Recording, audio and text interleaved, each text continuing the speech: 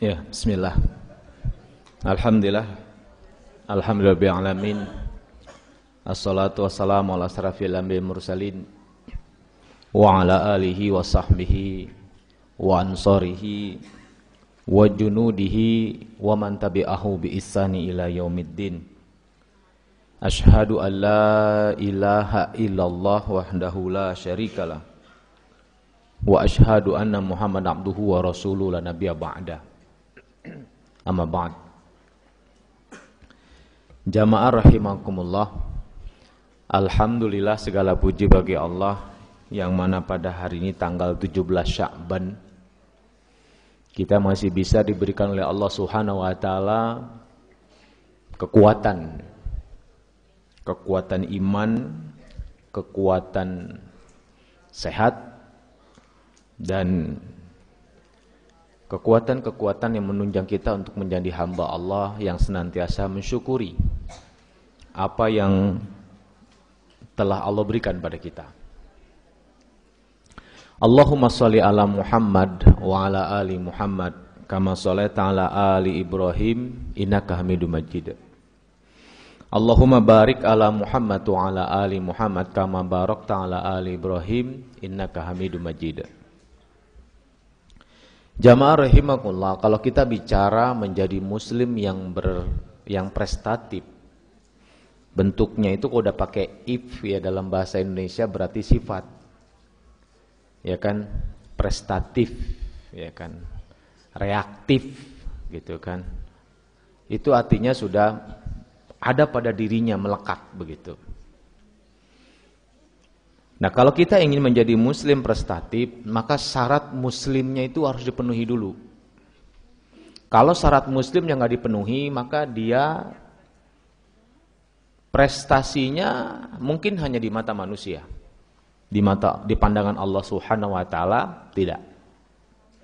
Tetapi ketika muslimnya dipenuhi, syarat-syarat muslimnya dipenuhi, maka dia akan bisa menjadi orang yang berprestasi baik di mata manusia maupun dalam pandangan Allah Subhanahu wa taala.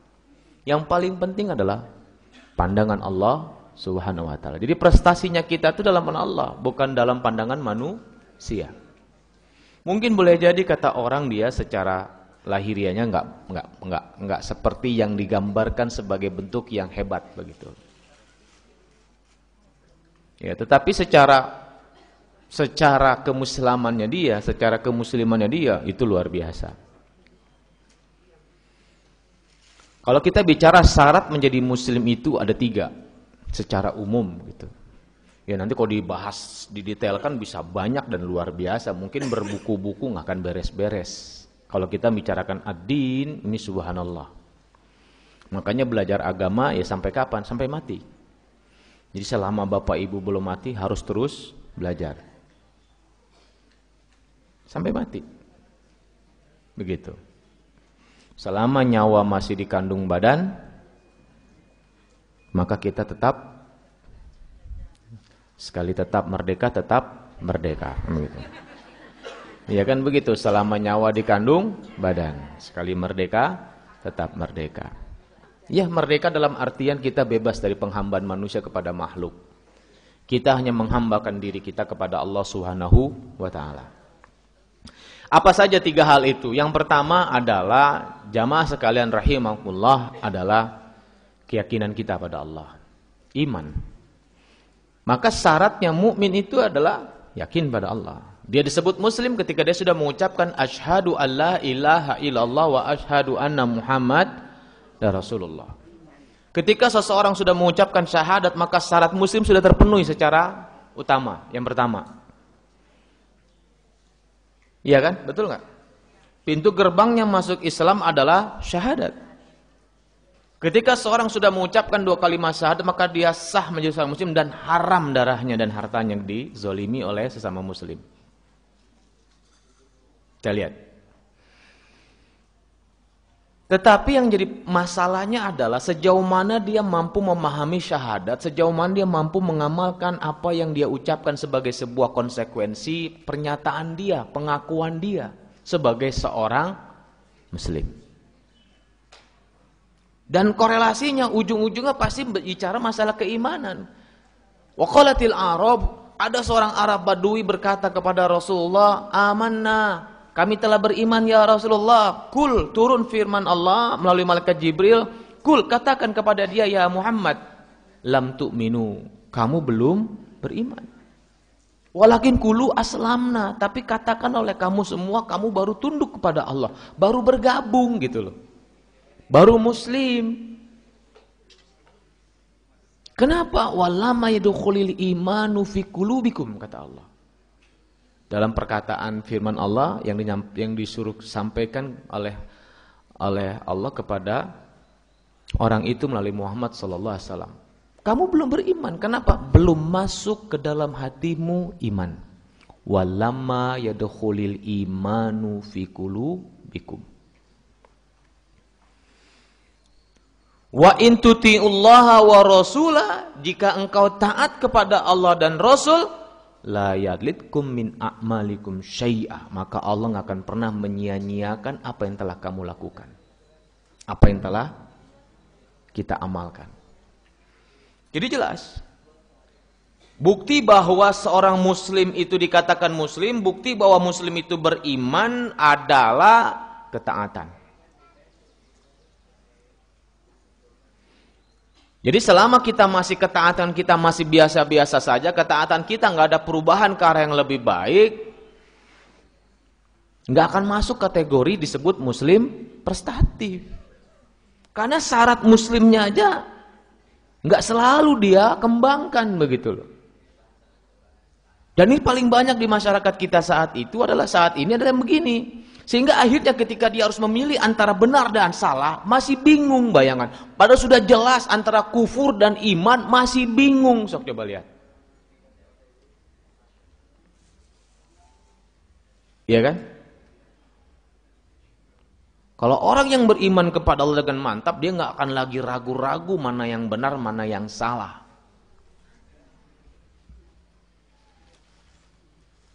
Kan begitu. Kita lihat ini. Makanya bagaimana cara kita perbaiki kualitas iman kita dengan cara akidah kita, syahadat kita. Yaitu apa? Sejauh mana kita betul-betul menjadikan Allah sebagai ilah. Sejauh mana kita betul-betul menjadikan Allah sebagai yang betul-betul kita menjadi sebagai tempat mengadu segala-galanya Allah Subhanahu wa taala. Yang Allah selalu menyatakan dirinya, innallaha ala kulli syai'in qadir, sungguhnya Allah Maha berkuasa atas segala sesuatu. Allah mengatakan juga innallaha ghafurur rahim, sungguhnya Allah Maha Penyayang lagi Maha Pengampun. Sejauh mana kita bisa betul-betul ya hak Allah itu kita penuhi gitu loh. Kayak begini, saya nanya ke jamaah sekalian. Ini sebuah sederhana aja.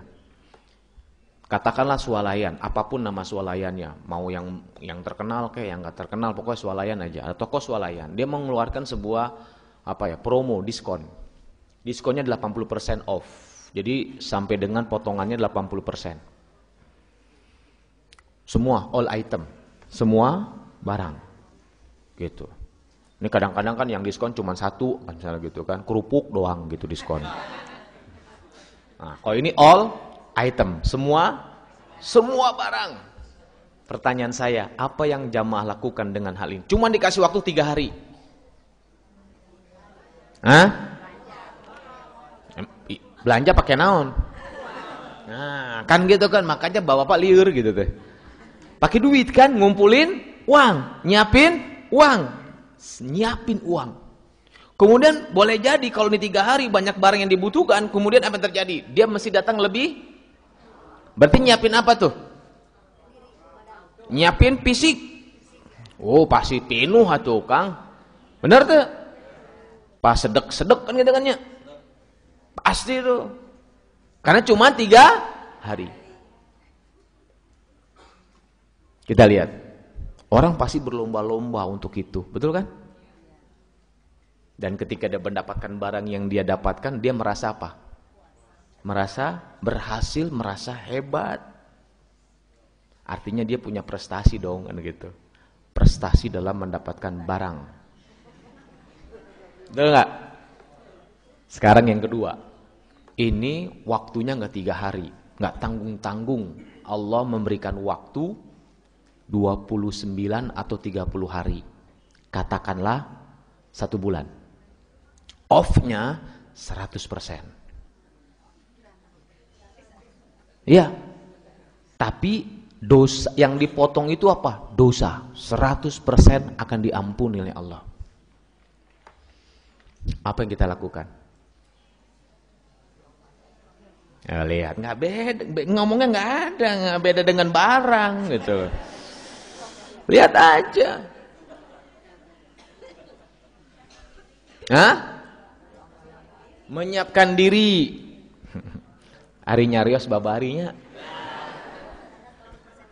Klan? Lihat, 1 bulan Allah berikan diskon. Yang diskon apa? Dosa. Op 100%. All dosa. Jadi semua dosa, kecuali memang dosa syirik. Dosa syirik syaratnya harus tobatan nasuha. Kalau nggak tobatan nasuha mah susah diampuni oleh Allah Subhanahu wa taala. All dosa. Kan kalau jami'an kata Allah, semuanya akan diampuni dosa-dosa oleh Allah Subhanahu wa taala. Kullu jami'an. Tapi ternyata kata Rasul apa? Banyak orang yang berpuasa tapi nggak dapat apa-apa. Kecuali cuma dapat lapar dan haus. Ilal ju'i wal atas. Prestasi enggak? Mengapa dia tidak berprestasi? Mengapa dia nggak bisa mendapatkan itu? Satu, masalah keyakinan dia kepada Allah. Masalah iman dia kepada Allah. Masalah sejauh mana dia bisa mengamalkan 2 kalimat syahadat. Selesai. Kenapa 2 kalimat syahadat? Ya, kita yakin kepada Allah dengan keyakinan yang mantap benar. Yang kedua adalah kita mesti meyakini Rasulullah sebagai teladan kita. Rujukan kita Rasulullah sallallahu alaihi wasallam. Tinggal pertanyaan sejauh mana kita sudah bisa mengapresiasikan kehidupan Rasul dalam kehidupan kita. Sebagai bentuk sosok muslim yang berprestasi adalah Rasulullah sallallahu alaihi wasallam, dan itu gak tertolak oleh siapapun. Bahkan dalam buku 100 tokoh terbaik di dunia, nomor 1 adalah Rasulullah SAW. Walaupun para ulama mengatakan gak pantas Rasul dibandingkan dengan orang-orang non muslim. Gak pantas.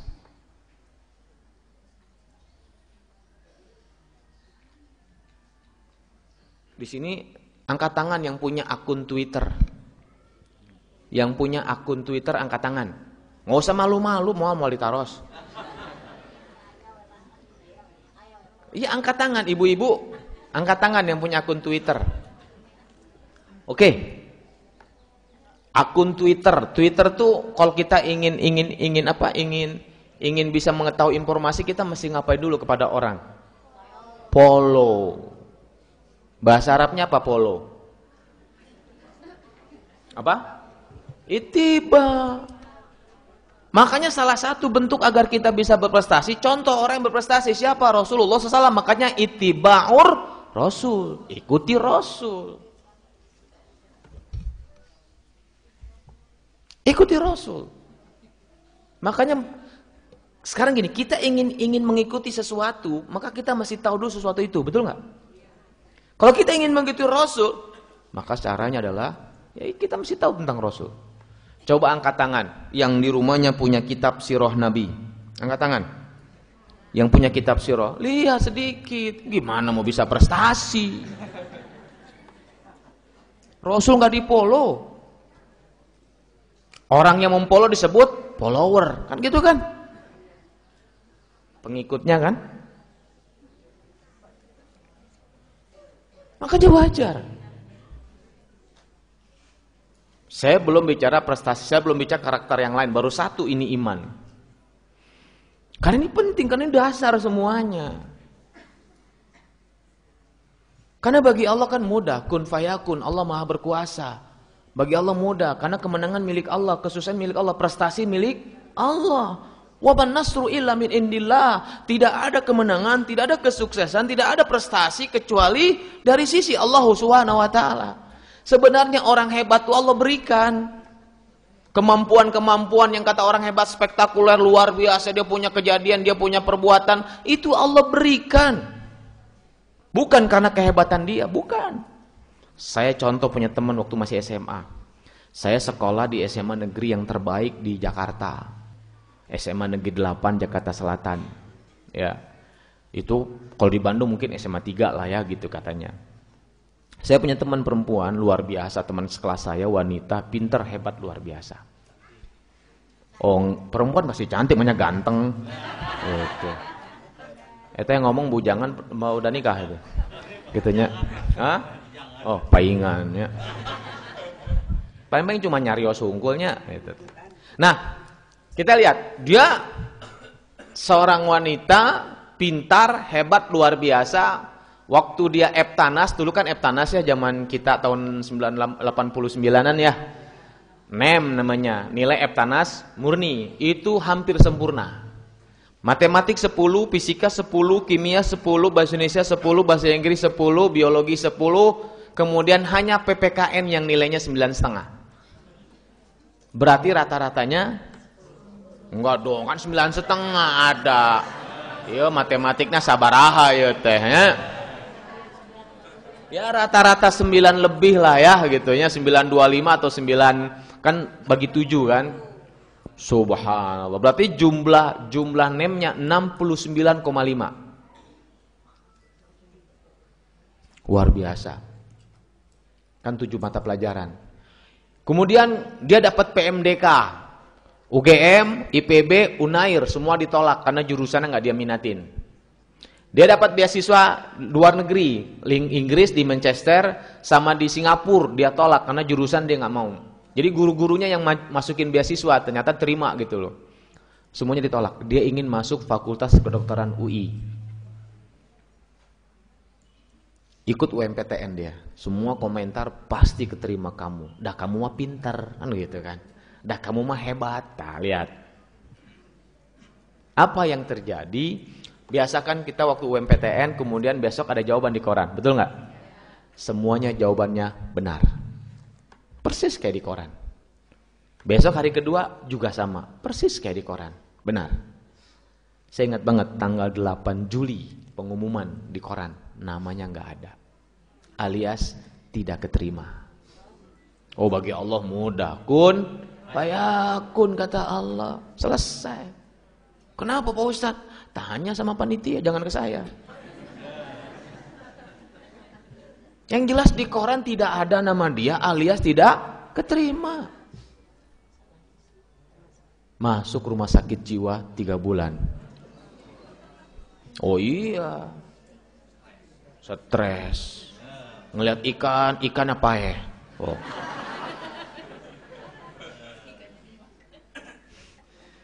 Masya Allah. Akhirnya tetap dia masuk di Fakultas Kedokteran tapi yang swasta. Sekarang sudah jadi dokter dia. Jadi dokter hebat dia. Tapi kita lihat bagaimana kemampuan orang yang begitu luar biasa. Kalau kata Allah, te.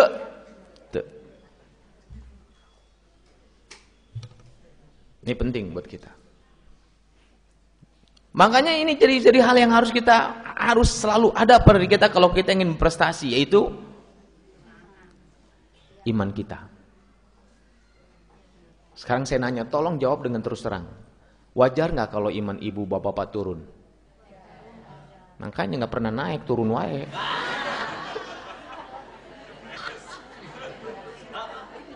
Betul nggak? Karena dianggap wajar, paingan turun wae. Sok aja.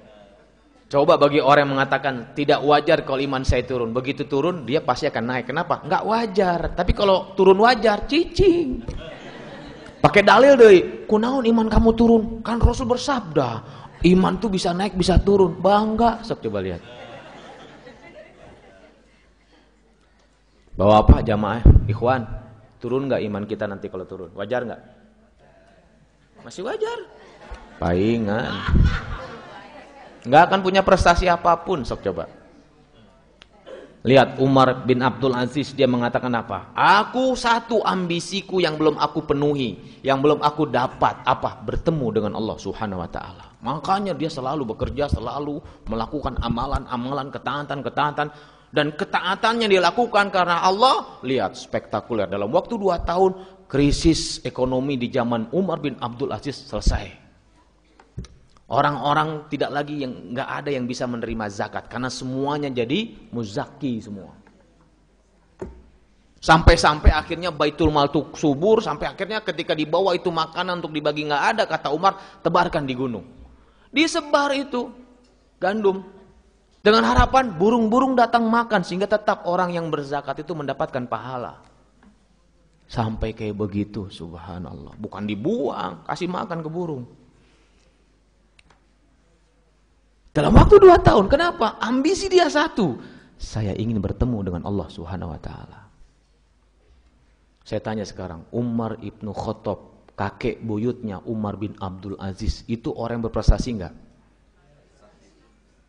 Prestasi kan? Apa komentar dia? Aku enggak peduli mana yang aku pakai, sabar atau syukur. Yang penting aku bertemu dengan Allah. Kalau udah bicara sabar, bicara kenikmatan bukan? Bukan, penderitaan. Kalau bicara syukur, itu kenikmatan. Dan Umar nggak peduli mana yang akan aku pakai dalam hidup ini. Yang penting bertemu Allah. Makanya gini prestasi semua. Ini baru sakit ngeluh. Ngeluhnya bukan ke dokter lagi, Facebook. Ya. Kerasa, aduh sakit, lapar, pusing, liur, terus kayak gitu. Rekuma prestasi nasab coba. Maka saya baca update status, ya Allah, updatean status batur gitunya. Ya. Kelihatan wajah-wajahnya, ya, wajah tuh wajahiyah. Kan ini masalahnya. Kalau kita memahami dengan iman yang benar, maka segala sesuatu kita akan punya prestasi. Ketika mendapat kenikmatan dia bersyukur. Artinya dia nggak akan jadi orang sombong. Dia akan banyak berbagi pada orang karena wa amma bini mati robika fahadis. Dengan nikmat Allah ya berbagi gitu loh. Dia ceritakan berbagi. Allah paling suka dengan orang seperti itu. Ketika mendapat musibah dia bersabar karena itu tetap saja sumber kemuliaan. Jadi prestasi semua di mana? Makanya wajar Allah berkata pada orang mukmin, kuntum khairah ummat. Kamu adalah is the best, kata Allah. Wajar. Kenapa is the best? Ta'muruna bil ma'ruf wa tanhauna 'anil munkar. Ujungnya wa tu'minuna billah. Beriman kepada Allah. Selama kita masih memahami bahwa iman itu turun itu wajar, memang iman itu bisa turun, tapi selama kita menganggap wajar untuk diri kita, maka selama itu pula kita akan susah naiknya, dan selama itu pula kita susah berprestasi.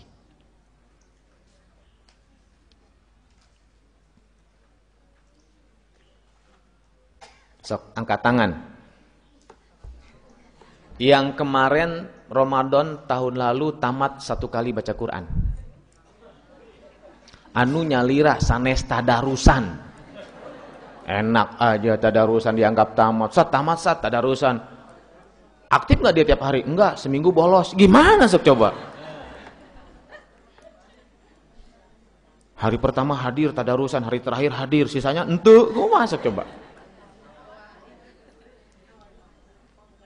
Gitu sok coba. Angkat tangan yang tahun kemarin Ramadan tamat sekali baca Quran sendirian. Enggak ada. Hah? Iya angkat tangan, enggak apa-apa, enggak sombong, enggak, istighfar aja. Sieun ria Pak Ustadz, sieun ria. Yang tidak ngangkat tangan tapi tamat ada ria eta teh. Gitu. Sok angkat tangan. Oke. Yang tahun lalu, sekarang 2 tahun lalu tamat Quran 1 kali juga Ramadan, angkat tangan. Orang yang sama. 3 tahun yang lalu Ramadan tamat 1 kali baca Quran nyalira, angkat tangan. Tuh. 3 tahun berturut-turut ngan hiji, berarti prestasi teu? Prestasi teu? Prestasi dibanding henteu gitu teh. Karena seueur nu teu ngangkat gitu teh. Oh Ustaz, saya bukan sekali Ustaz, 5 kali. Oh 5 kali palingan teu ngangkat. Alhamdulillah. Kelihatan emang yang wajah 5 kali. Subhanallah, luar biasa nya. Lihat. Kalau saya mengatakan bulan Ramadan itu bukan bulan sekedar bulan latihan, bukan. Tapi bulan Ramadan bulan prestasi. Kan sebenarnya dengan Ramadan Allah hendak menyampaikan pada kita, Allah hendak meyakinkan pada kita, kamu bisa. Tuh, yang tara ke masjid jadi rajin ke masjid. Betul tuh? Anu tara ngaos jadi rajin ngaos walaupun tetamat. Ya, wios. Anu tetamat janten tamat. Tuh, bisa kamu. Bahwa kamu nih orang prestasi. Coba, kenapa di bulan Ramadan kok kita bisa hebat amal ibadahnya? Karena keimanan kita saat itu juga lagi. Tuh, kan tahu. Jadi kalau ingin berprestasi, satu sebenarnya, langkah awal yang pertama, sejauh mana keyakinan kita kepada Allah. Kalau yakin kita pada Allah tinggi, nggak ada takut dalam hidup. Kenapa? Saya bersama Allah. Nggak akan gamang dalam kehidupan. Makanya hanya orang-orang yang yakin yang akan berhasil. Betul nggak? Orang-orang yang fokus yang akan sukses, yang akan berprestasi. Kalau enggak, ya sudah. Jadilah loser, pecun. Dah. Keinginan gede, tapi Allah tenaga. So.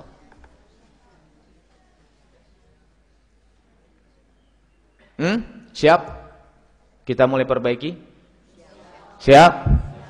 Biasa kalau saya ngisi di sini selalu siap, insya Allah wae itu jawab nanti gitu. Tuh Billy sombong deh, lihat deh. Kita ini kan sedang berkumpul bersama, kita mengevaluasi diri kita bersama agar kita menjadi muslim yang prestatif. Untuk kebaikan kita jangan malu. Banyak kisah-kisah Rasul ketika bertanya pada sahabat, ana ya Rasulullah, semangat mereka. Gitu loh. Cuman pada saat perang Khandaq, ketika Rasul ingin ngasih suatu tugas, di situ pada nggak mau ngangkat, termasuk para sahabat utama. Saking tirisnya luar biasa, ngangkat tangan. Rasul bingung, biasanya mah rajin ngangkat tangan, siapa yang mau gitu kan, nggak ada. Akhirnya ditunjuk oleh Rasul, Huzaifah, kum anta. Huzaifah, diri kamu, ikut. Sudah Huzaifah yang ditugaskan, berangkat dia. Dan mampu memenangkan pertempuran Khandaq tanpa pertempuran. Karena Allah mengirim tentara tak terlihat, angin, cuaca dingin. Itulah bagaimana caranya Allah menyelamatkan. Bahwa prestasi. Ada satu panglima perang yang gak pernah kalah dan itu paling hebat sampai saat ini belum ada yang bisa menggantikannya, yaitu Khalid bin Walid. Tetapi ada satu orang yang bisa mengalahkan Khalid bin Walid. Siapa? Rasulullah SAW dalam perang Uhud. Kenapa Rasul bisa mengalahkan strategi Khalid bin Walid? Karena dia bersama Allah.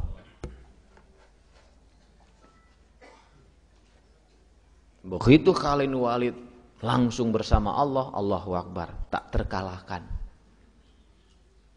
100 pertempuran dilakukan tak terkalahkan. Walaupun dia sudah diturunkan posisinya oleh Umar Ibn Khattab menjadi prajurit, tetap tak terkalahkan. Subhanallah. Ya. Siap ya kita perbaiki insyaallah ya Bapak Ibu sekalian jamaah.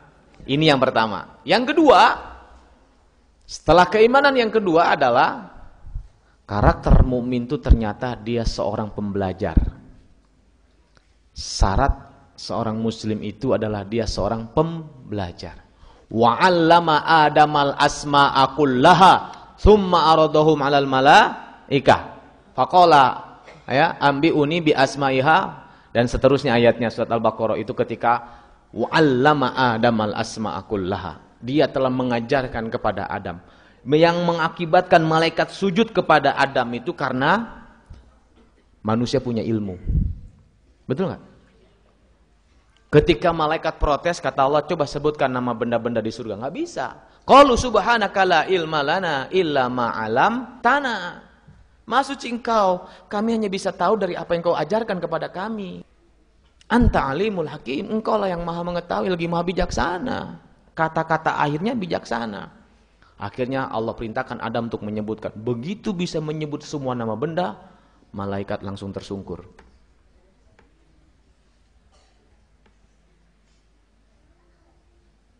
Ya kan? Satu prestasi yang luar biasa. Belajar makanya. Dari situlah banyak sekali beberapa ahli tafsir mengatakan manusia itulah punya satu karakter pembelajar. Makanya saya nggak habis pikir, ada yang bilang mau istirahat dulu belajarnya. Saya juga nggak ngerti dia. Ada ngomong gitu. Capek belajar mulu katanya. Padahal kita tahu Al-Quran adalah mau'izah. Mau'izah itu bahasa Arab artinya apa? Pelajaran. Berarti kapan? Terus belajar sampai kapan? Sampai mati. Ya kan? Ya Yuhannas qad ja'atkum mau'izah. Tuh kan? Hai manusia, telah datang kepadamu dari Rabbmu mau'izah, pelajaran. Apa itu? Al-Qur'an.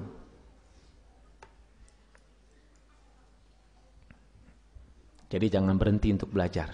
Tapi dalam belajar saya minta bersikap belajarnya itu bagus. Kalau belajar jangan kayak anak kecil.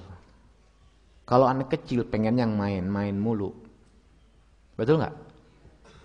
Sama kan kita begitu kan, pengen dengar ustadz yang ada lucu-lucunya. Bener nggak? Jujur aja. Saya kan ustadz ngisi ceramah ya, tapi jangan serius-serius ting. Kumaha itu terserius? Orang ngerek belajar agama kudu serius. Ya maksudnya aya bodorna gitu ustadz. Undang we pelawak. Jadi kita dapat apa kalau cuma nyari yang lucunya? Sob coba. Kita nggak dapat apa-apa. Sehingga seorang ustadz ngajarkan tentang kiamat ke anak-anak SD. Anak tahu nggak kiamat? Geleng-geleng kepala KB. Nah, diceritakan, wah iza zulzilatil ardu zilzalah, apabila bumi diguncangkan dengan guncangan yang dahsyat, gunung-gunung baritu, kuno laut China kaluhur gitu. Tiba-tiba langsung Pak Ustadz pun tenaros. Naon, engke kiamat libur teu sakolah. Sok coba. Tarek naon eta teh? Rek ulin. Nya. Masya Allah. Jangan seperti itu kita. Ya, siap ya insyaallah serius kita. Ya begitu kita belajar agama. Masya Allah. Nah, bagusnya kalau belajar itu seperti anak kecil bersikap. Nah, ini bener. Cok, anak kecil dicarekan ku indungna, diciwit sampai kaceurik 5 menit seuri deui. Betul teh? Kenaon? Poho. Kalau kita belajar agama terus pakai sakit hati, moal behak, moal beres-beres, moal bisa-bisa. Pundung wae, bener. Naon eta teh nyindir wae ka urang. Gitu sok coba lihat. Teu moal datang-datang deui sok kira. Gitu. Entong siga anak kecil bersikap. Ya. Entong bergaya anak kecil belajar, tapi bersikap terhadap masalah siga anak kecil, cepat lupa. Makanya kita lihat ketika ada gempa, kebakaran, terus rata dengan tanah rumahnya, diliput oleh media elektronik, anu seserian, nu lompat-lompatan saha. Padahal rumahnya hancur eta teh. Seserian we budak teh.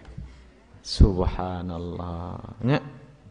Makanya kadang orang suka iri, aduh eta anak teh nya ceria wae, kan gitu kan. Oke? Makanya wajah orang teh boros-boros. Banyak yang disimpan yang gak enak-enak di sini nih. Saya pernah ketemu ketika saya ngisi Jumatan di kilometer 97 khotib di sana. Yang panitianya saya kaget, rambut geus podasnya, wajahnya ada keriput gitu. Saya tanya, "Kang punten, usia sabaraha?" Kunaon gitu Ustaz naros? Da naros we hungkul. 40 Pak Ustaz. Astagfirullah, nah Ustaz istighfar. Sugan we 65 saya bilang teh. Nah gitu Ustaz, punten we punten gitu. Bayangin sok coba, 40 ternyata saya pikir usia 65. Terus saya nanya lagi, punten sok akang nebak saya usia sabaraha.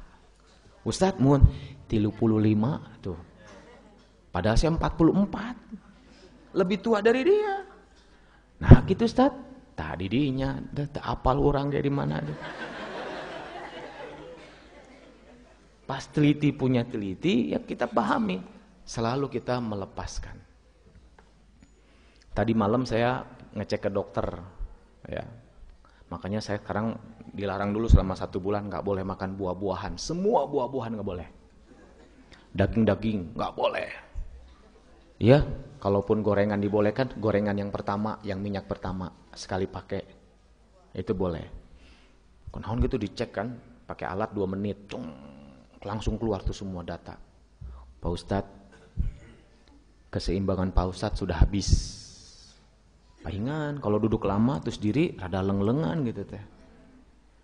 Oh gitu, sugante darah rendah kan? Ente. Ternyata kolesterol tinggi. Kemudian jantung Ustadz ini katanya, ini jantung usia 54 tahun. Padahal Ustadz 44 tahun, berarti lebih tua 10 tahun jantungnya, capek katanya. Jadi jantungnya tuh nggak begini. Tapi gini nih, nggak sampai full, ngelepas juga nggak full. Makanya banyak pembuluh darah yang tersumbat. Memang nggak ngerasa apa-apa Pak Ustadz, seperti sehat. Tuh. Kaget juga kita, pakai data, dilihat alatnya. Berhenti susu, berhenti kopi, berhenti teh. Jadi minum naon terus dok, ya bilang teh. Ciherang. Cai herang apa nggak boleh yang ada mineralnya. Jadi cai naon dok. Yang bermerek-merek berhenti dulu selama sebulan. Gantinya ku cai oksigen hungkul. Waduh sakit mata dok, saya bilang. Mata naon? Mata pencarian dok, dah awis, saya bilang teh. Seserian dokter, Ustaz mau sembuh nggak? Iya sih, gitu. Insya Allah lah. Ini kemungkinan ikhtiar kita. Nah Allah yang menyembuhkan, kata dokternya kan Muslim. Bagus. Masya Allah. Kita lihat. Cuman yang membuat Ustaz bisa bertahan katanya, kata dia nih dokter ya, rasa syukur Ustaz terhadap apa yang terjadi. Ternyata itu yang bisa membuat kita bertahan. Rasa syukur kita terhadap apa yang terjadi. Artinya apa? Lepaskan. Terutama di kalangan ibu-ibu. Kenapa? Karena ibu-ibu never forget sifatnya. Bisa Bu kita lepaskan semua? Sok jujur. Angkat tangan siapa yang sudah nikah di atas 10 tahun. Ya, sampai sekarang masih bisa mengatakan ke suaminya, aku cinta padamu, angkat tangan. So kebayang ku orang. Pak, dengar Pak, angkat tangan Pak, itu. Ya, jarang mengatakan, aku cinta padamu. Tuh lihat, suri lihat tuh. Oh lihat. Kunaon? Karena hafal kesalahan suami, timimiti nikah dugi kayeuna sok. Hafal kene. Nya dan urang laki-laki Pak never remember. Da eta. Pohoeun urang. Makanya pede, poho deui teh. Gitu. Makanya ketika menikah klop sempurna, saling menyempurnakan seharusnya. Nya. Gitu. Siap kita berubah insyaallah. Ya, momentumnya nih. Gitu. Ya, kebayang oleh kita gitu. Makanya dia menjelang Ramadan kan rek munggahan, rek botram, sok coba.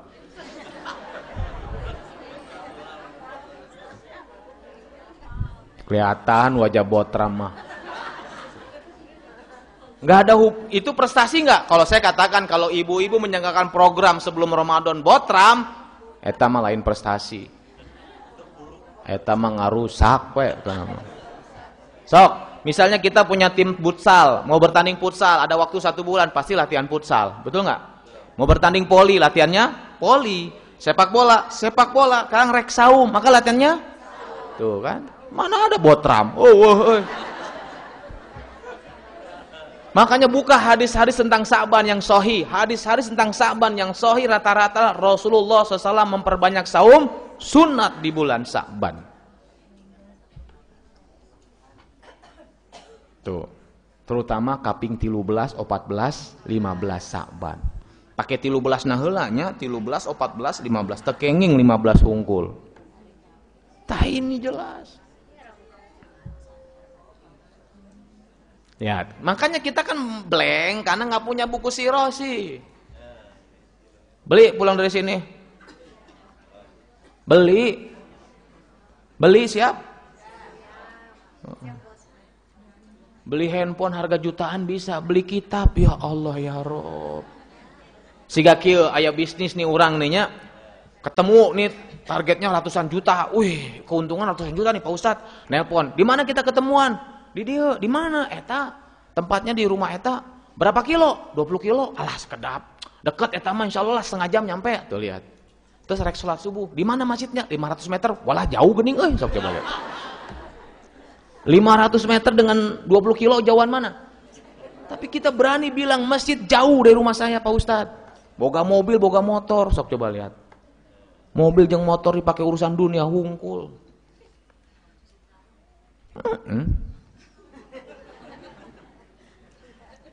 Terutama bapak-bapak. Pak ya, siapa ya insyaallah ya?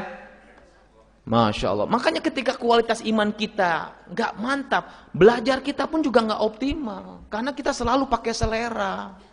Apa yang saya inginkan, bukan apa yang Allah inginkan. Beda.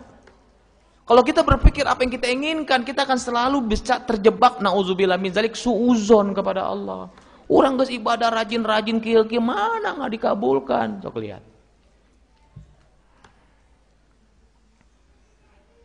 Ya. 2, jangan pernah berhenti untuk belajar. Yang ketiga, yang terakhir adalah yang sudah kita singgung sebenarnya, apa? Memaafkan, melepaskan semua kejadian yang tidak enak. Kalau yang enak montong dibahas, sudah. Melepaskan, memaafkan sesuatu yang tidak enak atau tidak sesuai dengan keinginan kita. Kita akan dapat banyak pelajaran dari sana. Dari situ kita action, Allahu Akbar, prestasi semua insyaallah. Dia akan membangun keluarga yang sakinah, mawaddah, warahmah. Dia akan bisa bermasyarakat dengan masyarakat yang baik, orang mengenalnya dia punya akhlakul karimah. Ketika dia bekerja akan menjadi pekerja yang rajin dan jujur insyaallah. Karena semuanya berorientasi Allahu Subhanahu wa ta'ala. Kan ini baru prolog tentang muslim prestatif. Sekarang kita bahas, tapi waktu tinggal 15 menit. Kita bahas tentang bagaimana bangunan pribadi muslim yang berprestasi. Struktur muslim yang prestatif itu ada 3. Yang pertama adalah sekitar sakofah Islam. Seorang muslim akan prestatif ketika dia punya pemahaman agama yang benar.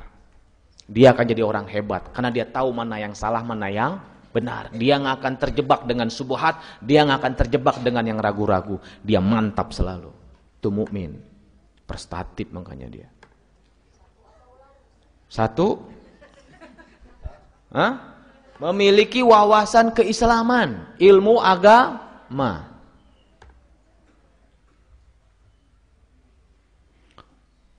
Makanya ulumuddin, ilmu agama, belajar agama itu sampai kapan? Sampai mati, Pak. Dan itu harus disediakan waktu khusus. Kalau enggak, ya kita nggak akan dapat apa-apa.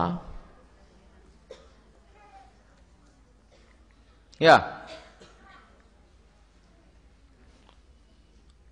Yang berikutnya adalah pemahaman, masih nomor 1 ya, saksi keislaman yang kita harus pahami itu tentang ilmu Islam. Jadi kita tahu bab muamalah, bab akidah segala macam, sehingga kita nggak terjebak.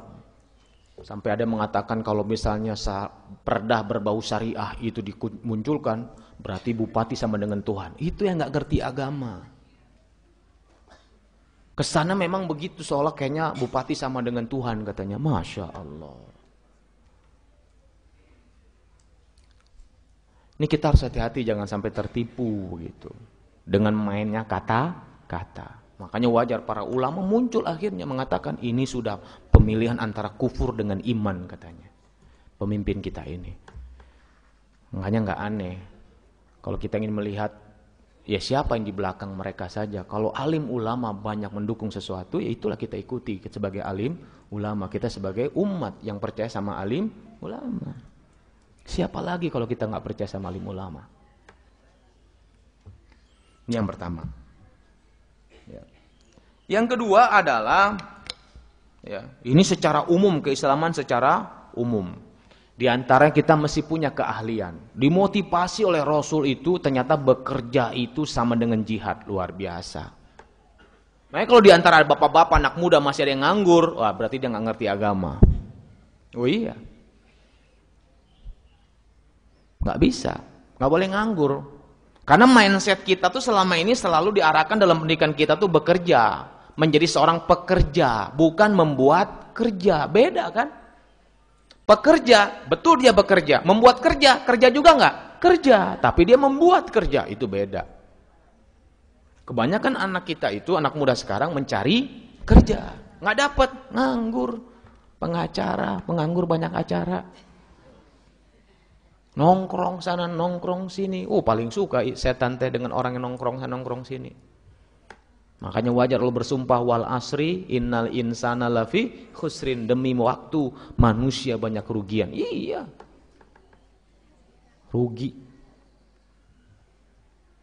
Nggak ada prestasinya. Ya anak muda ya, kita bangkit anak muda, bikin kerjaan. Nggak apa-apa. Mendingan kepala tapi ikan teri, atau mendingan ikan paus tapi di ekor. Mending mana? Pala ikan teri atau ekor ikan paus? Oh, saya lebih suka pala ikan paus, itu yang benar. kreatif. Ya. Yang kedua adalah bangunan yang kedua bagi seorang muslim prestatif. Ini keahlian umum ya, secara umum dia mesti punya. Yaitu tentang keislaman yang lebih khusus. Tadi kan umum, keislaman yang khusus, kerja ibadah, kemudian dia mesti punya keahlian, dia mesti tahu muamalah yang baik. Itu secara umum. Secara khusus, ini lebih mantap lagi, itu apa? Dia mesti punya komitmen dengan Allah. Makanya wajar ketika seorang sahabat berkata, ya Rasulullah, perkataan apa yang paling Allah suka? Kul amantu billah sumas taqamu. Kemudian komitmenlah. Karena dengan komitmen kepada Allah, dia akan banyak sekali berbuat. Bukan karena apa yang dia inginkan, tapi apa yang Allah inginkan. Makanya kalaupun harus meregang nyawa, nggak peduli. Kalau memang ini untuk Allah, labas. Wala nuridu minkum jaza'a wala syukura. Aku berbuat baik kepada kamu semua. Wala nuridu minkum jaza'a wala syukura. Aku tidak mengharapkan balasan darimu atau ucapan terima kasih, tapi dari Allah Subhanahu wa taala. Kalaupun ada orang yang mengucapkan terima kasih, itu balasan dari Allah buat saya. Betul nggak? Kalaupun dia nggak ucapin terima kasih, nggak ada masalah. Sok, ibu bapak ada orang minta tolong ke bapak ibu. Pas ditolongin, nggak ngucapin terima kasih, ngengos we gitu. Terus bulan depan datang deh, minta tolong deh, mereh tuh. Tuh ngucapin terima kasih, kan gitu lihat. Betul ya? Padahal ayatnya jelas, surat Al-Insan ayat 8 dan 9. Wala nuridu minkum jazaa'u wala syukura. Subhanallah, makanya wajar. Gitu. Sok diangkat heula dijawab.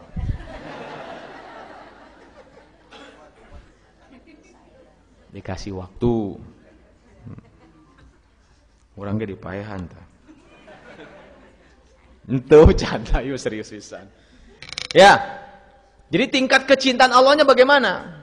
Ini bangunan yang kedua. Makanya orang kayak gini enggak banyak. Makanya ada ayat wal takum minkum ummatu yad'una ilal khair. Karena ini orang istimewa. Jadilah kamu di antara umat tuh kan, enggak banyak kan? Orang yang selalu menyeru kepada kebaikan. Kenapa? Komitmennya sudah bagus, cinta pada Allahnya sudah bagus. Insyaallah. Ya. Dia akan lemah lembut kepada sama mukmin, artinya dia berbuat baik bukan karena apa-apa. Makanya tolong buang jauh-jauh pantun, air susu dibanding air tuba, buang jauh-jauh itu. Air susu dibalas air tuba, kebaikan dibalas dengan keburukan. Makanya orang nggak mau berbuat baik, takut dibalas jahat. Benar tuh? Seharusnya apa? Dalam firman Allah, balaslah keburukan dengan kebaikan. Artinya tong eureun. Yang membalas kebaikan kamu bukan orang itu, Allah. Jangan berhenti. Lihat Rasulullah SAW dikerjain segala macam, mau dibunuh, sakit, datang orang pertama yang nengok Rasul, masuk Islam. Mau diurang kan beda. Orang yang ngisengin kita jatuh lagi jalan gitu disyukurin, syukurin gitu. Puas. Ya. Gitu. Makanya wajahnya bermutu, bermuka tua. Dan bangunan yang terakhir, yang ketiga adalah bangunan komitmen. Lalu ini bangunan terakhir adalah bangunan yang lebih khusus dari sekedar Islam khusus, yaitu apa? Sejauh mana dia betul-betul hidupnya hanya lillahi ta'ala. Saya tanya sekarang, Nabi Ayub punya prestasi enggak? Padahal hidupnya sepanjang hidupnya penyakit. Prestasinya apa? Kesabaran dia, iman dia. Makanya sampai dipuji-puji oleh Allah, diabadikan dalam Al-Quran, dipuji-puji di surga tentang Nabi Ayub, kesabarannya. Sepanjang hidupnya penyakitan. Penyakit yang terlihat lagi, kulit. Mending kalau panu, ya dianggap aja batik. Ini kan enggak, dia luka. Gitu. Luka, bernanah. Dan menular. Istri anaknya tidak bisa tinggal serumah. Kita bisa bayangkan bagaimana kondisi dia, seorang laki-laki normal begitu loh. Bertahun-tahun ditinggalkan oleh istri dan anaknya, bukan ditinggalkan karena memang harus tinggal. Karena apa? Menular. Subhanallah. Makanya prestasinya luar biasa. Nah, kalau kita sudah memahami ini, saya yakin, jadi kita nggak minder. Dia pinter secara matematik, kita nggak pinter secara matematik, tapi kita punya hal yang lain yang akan bisa jadi prestasi kita dalam pandangan Allah. Disitulah intinya, kita harus selalu optimis. Kalau ingin menjadi musim prestasi, kita selalu optimis dan jangan pernah menyerah. Itu dia. Ya. Kita itu punya kekuatan dahsyat yang membuat kita bisa punya kekuatan dan bisa bertahan dengan kesulitan hidup ini. Satu, karena kita masih punya harapan. Dan ketika harapan itu digabung dengan doa dan tawakal kepada Allah, itu menjadi satu gelombang yang dahsyat yang akan melahirkan satu prestasi yang dahsyat luar biasa. Coba lihat kisah Tariq bin Ziyad membakar semua kapal-kapalnya di laut, luar biasa. Menang dengan jumlah 25.000 melawan 250.000 pasukan Spanyol. Allahu Akbar. Memukul mundur pasukan Spanyol yang dipimpin oleh Fernando Alonso. Lihat. Hanya sebagai syarat untuk bisa melamar seorang wanita putri Spanyol yang bernama Isabella. Iya.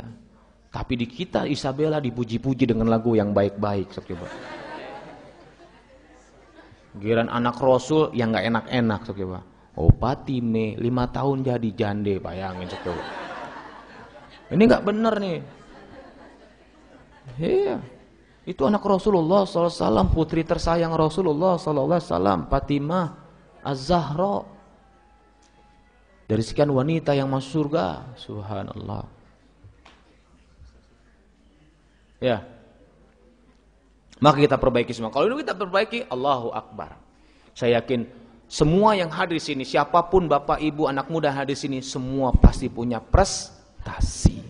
Itu yang harus kita pikirkan ke sana, sehingga Anda semua nih insya Allah jamaah menjadi muslim yang berprestasi. Syaratnya tadi penuhi. Maka saya sekarang melihat anak saya nggak ada. Dulu saya paling optimis, paling bangga kalau anak saya matematik 10. Sekarang biasa, tapi saya lebih bangga kalau anak saya hafal Quran. Saya lebih bangga kalau anak saya sekarang bisa mengenal Allah. Kenapa? Orang yang mengenal yang maha memberi rezeki, maka rezekinya dijamin itu. Tapi orang yang mengandalkan ijazah, itu sudah perbuatan syirik itu. Seolah kalau nggak ada ijazah nggak dapat penghasilan. Astagfirullahaladzim. Rizki itu bukan dari ijazah, dari Allah. Cuman kalau punya ijazah itu lebih baik. Gitu. Juga ibu-ibu kalau mencari mantu gitu Bu, jangan lihat gajinya Bu. Gajinya berapa? Gede enggak? Ya. Gaji tuh nggak ada yang gede Bu. Yang gede bukan gaji, sok ke kebun binatang, gajah yang gede. Gitu. Ya Bu ya. Kasihan anak muda tuh banyak minder nikah tuh di situ karena syaratnya itu. Saya punya teman, waktu melamar seorang wanita di Sumedang, itu bapaknya nanya begitu, kamu mau ngasih makan apa anak saya? Dia bilang makan nasi. Iya, dari mana? Saya punya kedua tangan Pak. Dan yang paling penting, saya nggak akan pernah mengecewakan anak bapak. Insya Allah saya akan tidak mengecewakan anak bapak. Dan itu membuat bapak itu menerima anak itu, jadi mantunya. Subhanallah, di emperan jalan dia jualan buku, bikin rumah makan, nggak laku, bangkrut, terus dia coba tetap, nggak putus asa. Sekarang luar biasa Bu, mampu membawa uang 3 miliar, 5 miliar untuk kaum muslim Palestina. Jangan ditanya untuk orang-orang Indonesia, udah banyak bantu. Ibu tahu siapa orang itu? Yang punya Robani. Yang punya Robani. Kan itu teman kuliah saya. Bagaimana dia cerita, di emper saya ikut juga pernah melihat dia dagang buku. Waduh, Masya Allah. Lihat, nggak pernah menyerah, yakin sama Allah, hebat dia. Bahkan bank manapun, dia mau minjem berapa triliun, dikasih oleh bank manapun, cuman dia nggak mau. Sampai ada yang nawarin, mau kasih pinjam supaya bikin rumah sakit Islam seperti di mana? Rumah sakit Santosa tuh yang di stasiun. Oh bikin Pak Haji, dia manggilnya Pak Haji. Bikin, kita siapkan dananya dari bank. Bahkan dia punya cita-cita yang kata orang mungkin gelo ya, tapi kata saya, enggak ada yang enggak mungkin bagi Allah. Dia ingin memberi bantuan semua ustadz di seluruh Indonesia, syaratnya dia fokus mengajarkan agama pada umat, nggak usah mikirin masalah yang lain. Nanti dia yang nanggung. Subhanallah, lihat. Pernah dihitung biayanya. Katakanlah 1 RT 1 orang gitu. Kali jumlah RT, kemudian RW, kelurahan, camat, kabupaten, kota, provinsi. Total sebulan tuh 14 triliun. Hanya untuk sedekah gitu loh. Tapi ketika hitung angka-angka begitu, ketika saya ngomong ke dia, apa jawaban dia? Insya Allah kita mulai dari yang kecil. Kita mulai dari sebuah RT, kita mulai dari sebuah RW, kita lihat. Nggak pernah kata, nggak begitu. Insya Allah. Allahu Akbar. Mungkin orang bilang dia gila. Enggak, saya nggak bilang dia gila. Bagi Allah nggak ada yang nggak mungkin. Kun fayakun. Bisa nggak kita berprestasi? Bisa? Siap? Insyaallah. Selamat berjuang. Assalamualaikum warahmatullahi wabarakatuh. Waalaikumsalam warahmatullahi wabarakatuh.